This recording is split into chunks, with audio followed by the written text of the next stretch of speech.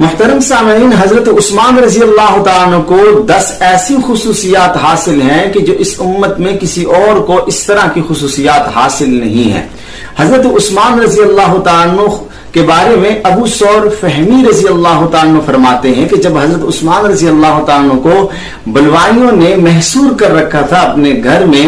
اور قید و صعوبت برداشت کر رہے تھے، اور تمام صحابہ کرام سے فرمایا تھا کہ آپ میرا بدلہ نہ لیجئے، میں مدینہ چھوڑ کے جانا نہیں چاہتا، حرم مقدس بھی نہیں جانا چاہتا، مکہ المکرمہ میں نہیں جانا چاہتا تھا کہ میری وجہ سے وہاں خون خرابہ نہ ہو، اور مدینہ چھوڑ کے کہیں کسی اور علاقے میں منتقل نہیں ہونا چاہتا۔ تو حضرت عثمان رضی اللہ تعالیٰ نے ابو ثور فہمی سے فرمایا، میں آپ کو ایک بات بتاؤں کہ میں نے 10 امانتیں اپنے پاس محفوظ کر رکھی ہیں، مجھے 10 خصوصیات ایسی حاصل ہیں جو کسی اور کو حاصل نہیں۔ تو فرمایا کہ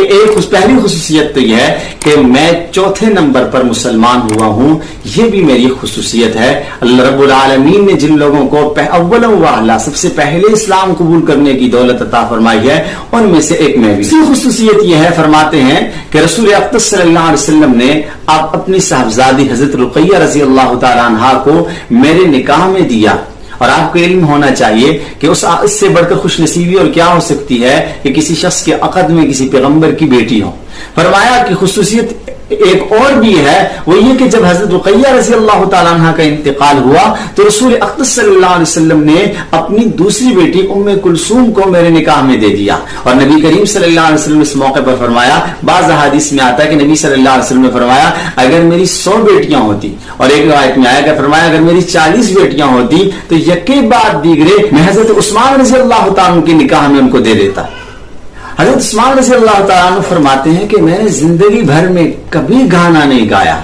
کبھی گانا نہیں گایا۔ آج تو ہم لوگ فخریہ طور پہ ہمارے نوجوان گانوں کو سنا رہے ہوتے ہیں، اور ہر دوسرا آدمی میوزک کے نشے میں مبتلا ہے۔ اللہ تعالیٰ ہماری قوم کو اس سے نکلنے کی توفیق عطا فرمائے۔ تو حضرت عثمان رضی اللہ تعالیٰ بطور فخر کے اور بطور حضرت عثمان رضی اللہ تعالیٰ بطور فخر کے کہہ رہے ہیں کہ رب تعالیٰ کا مجھ پر بہت بڑا انعام ہے کہ میں نے زندگی بھر کبھی گانا نہیں گایا۔ اور حضرت عثمان رضی اللہ تعالیٰ فرماتے ہیں کہ میں نے زندگی بھر کبھی بری خواہش نہیں رکھی، بدی کی خواہش نہیں کی میں نے کبھی بھی۔ یہ بہت بڑی بات ہے کہ آدمی کا مائنڈ جو ہے وہ پازیٹیو ہو، انسان کی سوچ جو ہے وہ پازیٹیو تھنکنگ کا مالک ہو آدمی، یہ بہت بڑی خوش نصیبی ہے۔ تو حضرت عثمان رضی اللہ تعالیٰ فرماتے ہیں کہ میں نے زمانہ بھر زندگی بھر کبھی بدی کی خواہش نہیں کی۔ اور حضرت عثمان رضی اللہ تعالیٰ فرماتے ہیں کہ میں جب سے مسلمان ہوا ہوں، دائیں ہاتھ سے میں نے رسالت آپ صلی اللہ علیہ وسلم کے ہاتھوں پہ بیعت کی ہے، یہ دائیں ہاتھ میں نے ہمیشہ محفوظ رکھا ہے شرمگاہ کو لگنے تک، میں نے کبھی بھی دائیں ہاتھ کو اپنے شرمگاہ کے قریب نہیں آنے دیا۔